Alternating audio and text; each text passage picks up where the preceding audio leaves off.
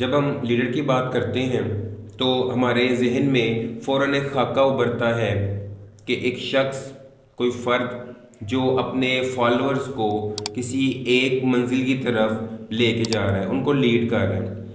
Leader سیاسی بھی ہوتے ہیں، سماجی بھی ہوتے ہیں، کاروباری بھی ہوتے ہیں، حتیٰ کہ اگر ہم جانوروں کی طرف جائیں تو ان کے اندر بھی لیڈر موجود ہوتے ہیں۔ ایک شیر اپنے پورے جو پیک ہے اس کے اندر لیڈر ہوتا ہے۔ بھیڑیے کی مثال دیں تو بھیڑیا اپنے ساتھ 35-40 جو ہے ادر جو بھیڑیے ان کو اپنے ساتھ لیڈ کر رہا ہوتا ہے، ان کو راستے کی طرف لے کے جا رہا ہوتا ہے۔ بالکل آپ نے بجا فرمایا، رہنمائی کرنا یہ لازمی ہے۔ اگر کسی بھی معاشرے کو، کسی بھی قوم کو بغیر رہنمائی کے چھوڑ دیا جائے تو وہ گم کردہ راہ بن جاتا ہے۔ بالکل خود اللہ رب العزت نے بھی رہنمائی کا فریضہ انجام دیا، اس کے بعد انسانیت کی رہنمائی کے لیے انبیاء کرام کے خوبصورت سلسلے کو شروع کیا، اور وہ سلسلہ حضرت محمد الرسول اللہ صلی اللہ علیہ وسلم خاتم النبیین ہونے کے بعد مکمل ہو گیا۔ اب اس کے بعد امراء آ گئے، اطیعوا اللہ و اطیعوا الرسول اولی الامر منکم، یعنی جو آپ میں سے امیر بن جائیں۔ یہاں تک کہ اگر آپ کہیں سفر کر رہے ہیں، زیادہ لوگ بھیڑ بھاڑ نہیں ہیں، دو بھی ہیں، تو ان میں سے ایک کو امیر بنا لیا جائے، تاکہ معاشرے میں وہ سفر کی صعوبتوں کے ساتھ منزل تک پہنچنے کے لیے جن جن مشکلات سے گزرنا ہو وہ رہنمائی کا فریضہ انجام دے سکے۔ اور ہر لیڈر بننے کے لیے اس کے اندر کچھ کوالٹیز کا ہونا ضروری ہے۔ تو اللہ رب العزت نے کچھ کوالٹیز بتائی ہیں، کچھ خاص انسانوں میں ودیت کی ہوئی ہیں۔ کوئی انسان بیکار نہیں، اس کے اندر قابلہ صلاحیتیں ہوتی ہیں۔ کچھ تو خود اس کو اجاگر کر لیتے ہیں اور کچھ کونا مشق اساتذہ کرام کی نظر میں آتے ہیں تو وہ رہنما بن جاتے ہیں۔ جس طرح میر الحسن نے اقبال کو بنا دیا، نگاہ بلند سخن دل نواز جاں پرسوز، یہی ہے رخت سفر میرے کارواں کے لیے۔ ایسی تو اگر ہم اس پہ بات کریں کہ لیڈر کی ضرورت کیوں پیش آتی ہے، ہم اس کے اوپر بات کر سکتے ہیں لیڈر ہوتا کون ہے، ہم کس کو لیڈر کہہ سکتے ہیں، لیکن اس سے پہلے ہمیں یہ جاننا ضروری ہے کہ ہم لیڈر کہیں گے کس کو، اور لیڈر کی ضرورت کیا ہے، ہمیں کیوں کوئی پرسن چاہیے لیڈ کرنے کے لیے۔ جی، بہت خوبصورت سوال ہے۔ رہنمائی کی ضرورت کیوں پیش آتی ہے؟ اس کی دو تین صورتیں معاشرے میں سامنے آتی ہیں۔ ایک تو یہ صورت کہ معاشرہ گم کا دارا ہو گیا ہے، اسے منزل کا پتہ نہیں چل رہا، وہ غلط راستہ بھٹک رہا ہے، تب اسے رہنمائی کی ضرورت پیش آتی ہے۔ دوسری اس کی صورت یہ ہے کہ لوگ بہتر ہونا چاہتے ہیں، کوئی معاشرہ اپنے آپ کو بہتر کرنا چاہتا ہے، قوم ترقی کرنا چاہتی ہے، آگے نکلنا چاہتی ہے، تو اس صورت میں بھی اسے رہنمائی کی، لیڈر کی ضرورت پیش آتی ہے۔ تو بعض دفعہ یہ بھی ہوتا ہے، جس طرح ہم نے بات کی کہ اگر دو لوگ بھی ہوں تو ایک کو لیڈر مختص کر دیا جائے۔ تو اگر ایک قافلہ ہے جو 15 20 25 لوگوں پر مشتمل ہے، اگر ان کی لیڈ کرنے کے لیے کوئی نہ ہو، ان کو ایک سنگل ڈائریکشن دینے والا کوئی نہ ہو، تو لوگ ہر کوئی اپنی اپنی ڈائریکشن میں چلا جائے گا اور ان کے درمیان یونٹی نہیں رہے گی۔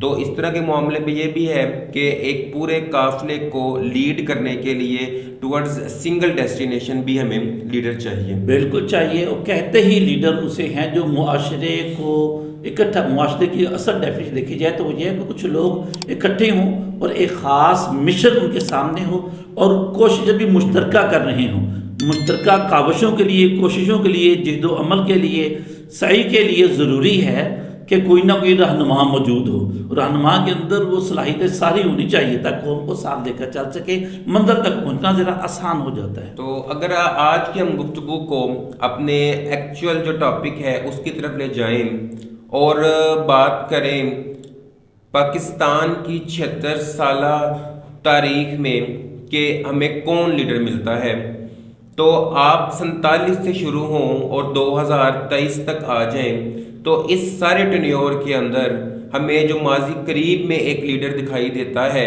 وہ قائد اعظم محمد Ali Jinnah, the great leader, وہ ہمیں ملتے ہیں۔ ادروائز اس 76 سال کے اندر آپ کو اور کوئی لیڈر جو ہے وہ دکھائی نہیں دے گا۔ سر آپ کا اس پہ کیا خیال ہے؟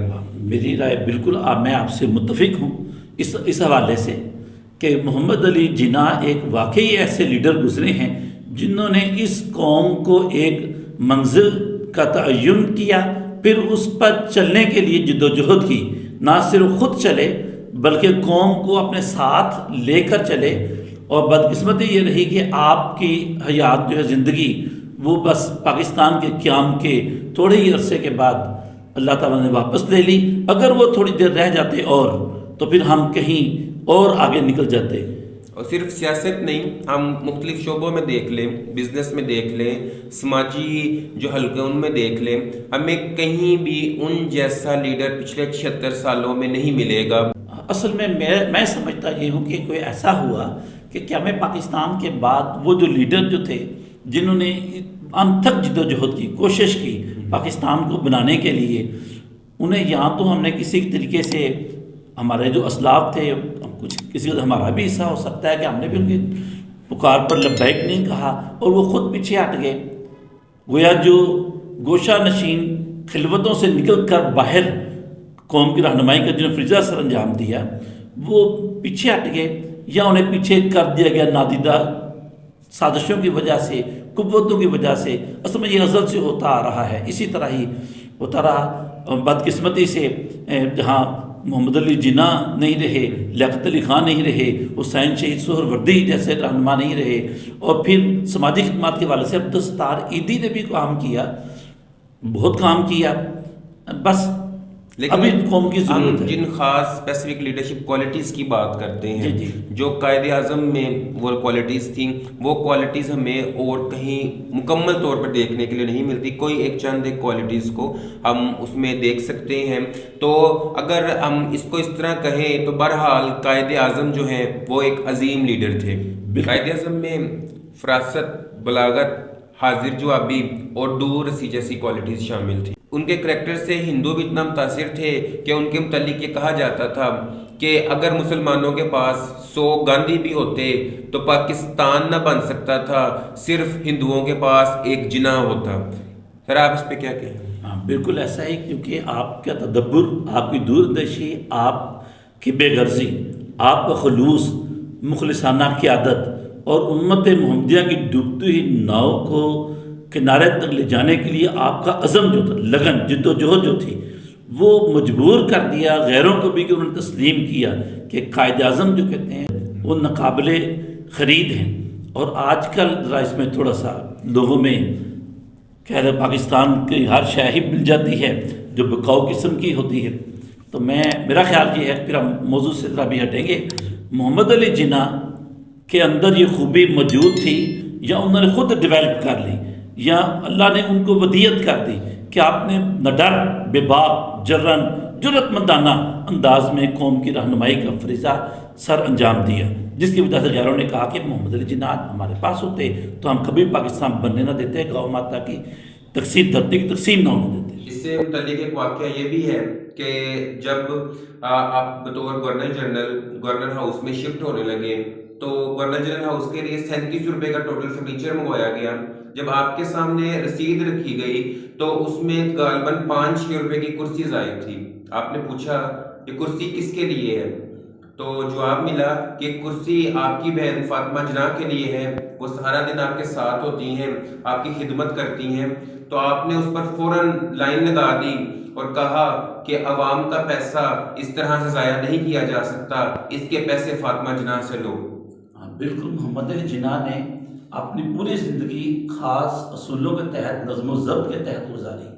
اس سے ملتا جلتا واقعہ آپ نے بطور گورنر جنرل مملکت خداداد اسلامی جمہوریہ پاکستان کے ہونے کے 1 روپیہ علامتی تنخواہ لی کہ میں ملازم ہوں تاکہ میں کام کروں عوام کی خدمت کے لیے، اور بعد میں وہ پوری ادا بھی کی۔ لیاقت علی خان ایک مرتبہ ایک میٹنگ میں دیر سے آئے تو اپنی کرسی اٹھوا دی، وزیر اعظم تھے، بھئی آپ کھڑے ہو کے سنیں گے، اور انہوں نے اپنی غلطی تسلیم کی اور ساری محفل میں کھڑے رہے۔ اور وہ لوگ ادھر کہتے ہیں کہ قائد اعظم تو مسلمان ہی نہیں تھے، تو ان کی روحانیت کا اور اسلام سے اٹیچمنٹ کا یہ عالم ہے کہ ایک بڑے بزرگ، ایک بڑے شخصیت جو پاکستان کی تاریخ میں گزری، پیر جماعت علی شاہ صاحب، وہ ان سے بڑا خوش تھے اور غالباً قائد اعظم کو مرد مجاہد کے نام سے بھی بلایا جاتا تھا۔ تو آپ نے ان کو تحفہ بھیجا، تحفے میں جائے نماز، قرآن پاک اور تسبیح بھیجی گئی تو آپ نے تحفہ قبول کیا اور جواباً خط لکھا کہ مجھے پتہ ہے کہ آپ نے مجھے قرآن پاک اس لیے بھیجا کہ میں اس کو پڑھ کے تمام تر فیصلے اللہ کے احکام کے مطابق کروں، جائے نماز اس لیے بھیجی کہ میں اللہ سے ڈرتا رہوں، اللہ کی رہنمائی حاصل کرتا رہوں، اور سب سے بڑھ کر تسبیح اس لیے بھیجی ہے کہ میں سرکار دو عالم حضرت محمد صلی اللہ علیہ وسلم کو درود پڑھتا رہوں۔ تو آپ ان کی اسلام کی اٹیچمنٹ کا علم اس خط سے بھی لگا سکتے ہیں، اور یہ ان لوگوں کے منہ پر جواب ہے کہ جو کہتے ہیں کہ قائد اعظم کا مذہب سے کوئی تعلق ہی نہیں تھا۔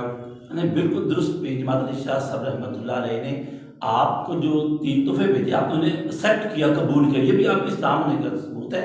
بطور کہ انگریز نے جب انٹرویو کے دوران آپ سے پوچھا مجھے آپ کون سا قانون پاکستان میں چاہتے ہیں، آپ نے کہا کوئی نیا قانون نہیں، میرے پاس ایک مکمل ضابطہ موجود ہے جو 1400 سال پہلے محمد رسول اللہ کتاب کی صورت میں، قرآن کی صورت میں اللہ کی طرف سے آیا ہوا ہے، اور آپ نے حدیث صورت میں ہم تک پہنچا دیا۔ ہمارے پاس ضابطہ موجود ہے، بے شمار موقع پر آپ نے اپنے پکے اور سچے مسلمان ہونے کا ثبوت دیا ہے۔ آپ نے کبھی بھی فرقہ واریت کو ہوا نہیں دی، یہاں تک کہ آپ نے فرمایا کہ ہمیں پنجابی، بلوچی، سندھی اور پٹھان سے بڑھ کر سوچنا چاہیے، ہم پاکستانی ہیں اور ہمیں پاکستان کے لیے کچھ کرنا چاہیے۔ ان تمام تر خصوصیات کی بنا پر ہم دیکھ لیں کہ آج کے لیڈر کیا ہیں اور وہ کیا کرتے ہیں۔ جی وہ ایسا ہی ہے۔ محمد جناح نے نہ صرف مذہبی بنیادوں پر شیعہ سنی وہابی ہونے کی تفریق میں کہا آپ پکے اور سچے مسلمان بنے، ایک تو یہ کہا، دوسرا صوبائیت پرستی کو ختم کرنے کے لیے اب نہ وہ سندھی، نہ پنجابی، نہ بلوچی، سب آپ نے ایسا ہی فرمایا، اور پوری قوم جب یکجاں ہوئی محمد جناح کے پکار پر لبیک کہا تبھی تو حاصل ہوا۔ اور 7 مربع تاریخ کے صفحات اٹھائیں تو پتہ چلتا ہے کبھی بھی انگریزوں نے، ہندوتو والوں نے جب بھی ہمیں نقصان کرنے کی کوشش کی، یہ نہیں پوچھا آپ سنیت چھوڑ دو یا شیعہ ایسا چھوڑ دو، نہیں، سب کو کلمہ پڑھا ہے اور ذبح کر دو۔ جب تک ہم ایسے لیڈر اپنے اندر نہیں پیدا کریں گے اس وقت تک ہمیں رہنمائی نہیں ہو سکے گی۔ اور بدقسمتی سے آج بھی سندھ والے اپنا راگ لاپتے ہیں، پنجاب والے پنجابی جاگ تحریک پاک کو لگ گیا تھا، اس طرح کے نعرے کہتے ہیں، یہ ملک کی سالمیت کے لیے نقصان دہ ہوتے ہیں۔ اس طرح کے نعرے لگانے والے آپ کے لیڈر قطع نہیں ہو سکتے۔ اگر ہم آج کے دور میں اپنے ملک کو اور خود کو ترقی دینا چاہتے ہیں تو ہمیں اس لیڈر کے پیچھے چلنا پڑے گا جو کہ اس پاکستان کے بننے کی وجہ بنا۔ اور ساتھ ہی ساتھ آپ کے سامنے اگر آپ قائد اعظم کا مطالعہ کریں، بطور لیڈر ان کو دیکھیں، تو آپ آج کے لیڈر کا موازنہ بڑے اچھے طریقے سے کر سکتے ہیں ان کے اصولوں کے اوپر، ان کی بتائی ہوئی چیزوں کے اوپر، کہ وہ عوام کا 1 روپیہ بھی غلط جگہ خرچ نہیں ہونا دینا چاہتے تھے۔ پروٹوکول تو بڑی دور کی بات ہے، کروڑ روپے لگا کے بیرون ملک جانا تو بڑی دور کی بات ہے، اور اصول پسندی یہاں تک کہ بہن تک کے لیے کوئی پیسہ خرچ نہیں کیا۔ اور ہمارے یہاں سیاستدان کیا کر رہے ہوتے ہیں کہ کروڑ روپیہ اپنے گھر والوں کے اوپر لگ رہا ہوتا ہے، وہ کس کا ہے؟ وہ عوام کا ہے۔ بالکل ایسا ہی، یعنی بے دردی کے ساتھ لیاقت علی خان کے بعد سے ملکی خزانے کو لوٹا گیا، اور بدقسمتی سے ہمارا بھی کچھ اس میں کردار ہے کہ ہم ایسے ہی رہنما چن لیتے ہیں اپنے لیے بار بار۔ نہیں، ایسا نہیں ہونا چاہیے، ہمیں ہر بار تاریخ اسلام کا مطالعہ کریں، تاریخ پاکستان کا مطالعہ کریں، مشاہیر اسلام کا، اور ایسے رہنماؤں کو جنہوں نے قوم کی ڈوبتی ہوئی ناؤ کو منجدار سے نکال کر ساحل مراد تک پہنچایا۔ اور ایسے رہنما موجود ہیں ہمارے معاشرے میں، موجود، صرف ہمیں نظر نہیں آتے، ہم صرف بریانی کی پلیٹ پر ووٹ دے دیتے ہیں 5 سال کے۔ جی ایسا نہیں ہونا چاہیے۔ جب تک قوم مخلص، قوم کا درد رکھنے والے رہنما نہیں چنیں گے ہم اسی طرح لڑتے رہیں گے۔ ہم بہرحال ان تمام باتوں کے باوجود نا امید نہیں ہیں، انشاءاللہ یہ شمع جو جل رہی ہے روشنی کی، قوم کو منزل تک ضرور پہنچائے گی انشاءاللہ۔ پاکستان کو ترقی دینے کے لیے محمد علی جناح جیسے لیڈر کی شدید ضرورت